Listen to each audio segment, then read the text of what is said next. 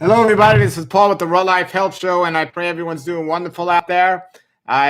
Doing great here, and I got some replies or some questions I wanted to address. Somebody said they tried the raw food diet and they didn't feel well doing it. And you might have tried it in the past, and you might have tried to eat this way, and maybe it didn't work for you. And so I just wanted to, or maybe you're thinking about it and you hear some comments of it not working for people. So I just wanted to make a video here just talking about possible reasons why it may not work for you to eat this way. So first of all, whatever diet you're eating, there's a good way and a bad way to do it, or a healthy way and not so healthy way to do it. So somebody could eat dates all day and dried fruit and say they're on a raw food diet, but that doesn't necessarily mean it's healthy. You must get a good balanced way of eating it. You must really make sure you're covering your nutritional needs, you're eating in good combining, the right time, your digestion's working healthy, so on. So first, let's address the part of deficiencies or making sure you're getting all the nutrients you need, because we could say everything we need is found in a raw vegan diet.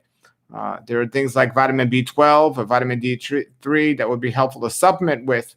However, you want to make sure you're in a good variety of food to meet those nutritional needs.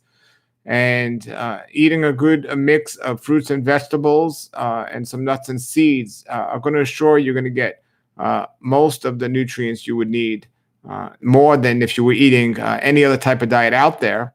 You want to make sure you're assimilating them, so you're chewing them when you're eating them, possibly taking some enzyme supplementation if you're having trouble getting some things. Sprouting is a definitely great way, especially to eat nuts, soaking them before you consume them, and so on. So the first reason you might not be feeling good on a raw food diet is if you already have a deficiency and then you start eating a raw food diet, but you're still not addressing your deficiency needs, maybe through supplementation or a food that has that nutrient in them. No matter what diet you're going to eat, you're not going to feel well. So that's something to consider. You want to make sure getting a good blood test and just making sure you're, every year checking for a blood test just to make sure what you're doing is working for you is a wise thing to do. So that would be number one, is to make sure you're getting good variety of food and you're meeting your nutritional needs. Now, with the whole idea of feeling good in general, there's a difference between feeling good and stimulation. So they're not necessarily the same things. I know people that feel good when they drink coffee or smoke crack, but that's not necessarily a good thing. That's a stimulation. Where feeling good is a consistent energy. You're always feeling good. We shouldn't use feeling good as a marker if what we're doing is working for us only. We should look at our blood work, our digestion, and so on. So let's not use that as the only marker. And sometimes you might not feel good on a raw food diet because maybe you've been eating a diet that's been so bad all these years that now you're starting to eat raw food and your body's actually has a chance to detoxify. And during that cleansing process, you might feel worse before you feel better. And this often happens to people and they say, well, this diet's not working for me. It's like if you stop drinking coffee, you get a headache. You might say, oh, well, this isn't working for me. Every time I drink coffee, I don't have a headache. Well, that's not necessarily a good thing. I mean, coffee's not good for you. So when you stop doing the caffeine, you're going to get a headache. It's called a detoxification. So that might be another reason why you're not feeling good eating this way. Another thing is food combining. When you properly combine your food digests in a certain order, and you're not going to have bloating or gas or anything like that. But when you're not properly combining your foods, you might find yourself having gas or bloating or something like this. You might feel tired and weak.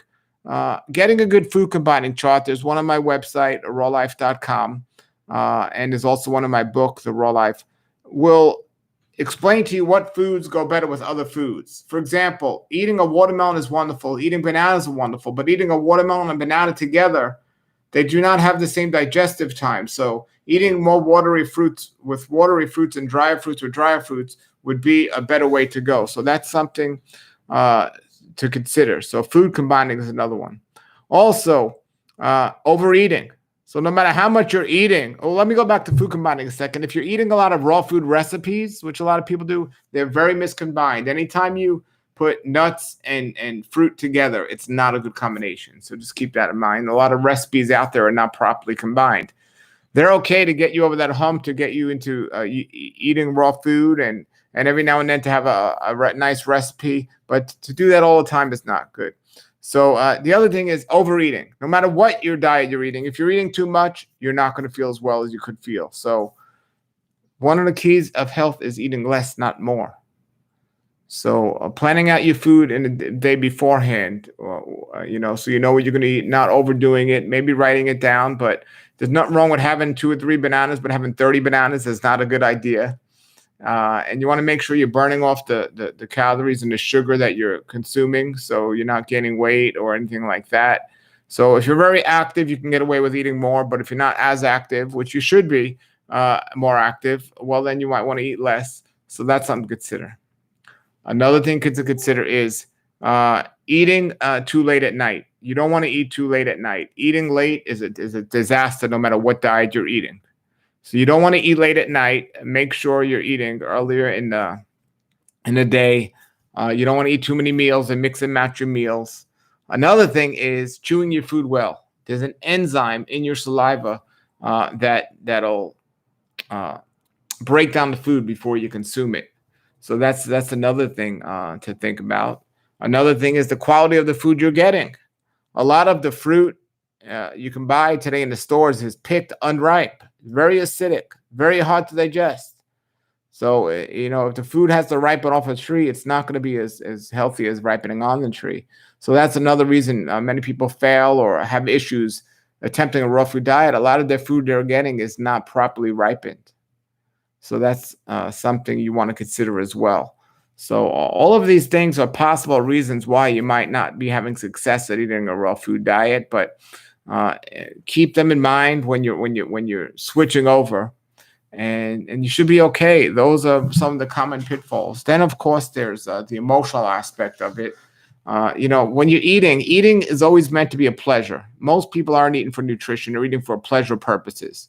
So eating is a pleasurable thing. But if you're not enjoying the diet you're eating, you've taken away a big pleasure from your life, and you've, even worse, turned it into something that is not good. And so stress and unhappiness is never going to lead to health.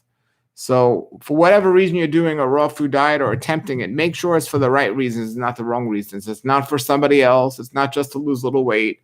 It's because you understand the benefit of raw foods and you want to be as healthy as possible. So you're going to do the things that are going to produce health as much as possible.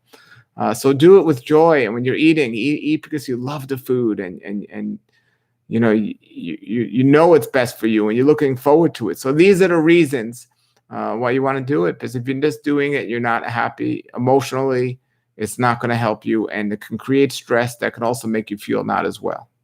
So that's another thing. And of course, there's the basic aspects of health, making sure you're getting enough sleep. When you're not eating, make sure you're drinking enough water. You don't want to drink water with your meals because you can interfere with the digestion process of that enzyme in your saliva. So drink an hour before, an hour after your meals. Now, if you have to take some supplements with your meal, to have a little sip of water is okay. But in general, you don't want to drink a lot of liquid before your meals. And speaking of liquids, if you're juicing or blending, that's great. It's okay to add something sweet to juice to sweeten it up. But straight fruit juice is too much sugar too quickly in the body, so I do not recommend it. If you are going to have straight fruit juice, I recommend diluting it with water.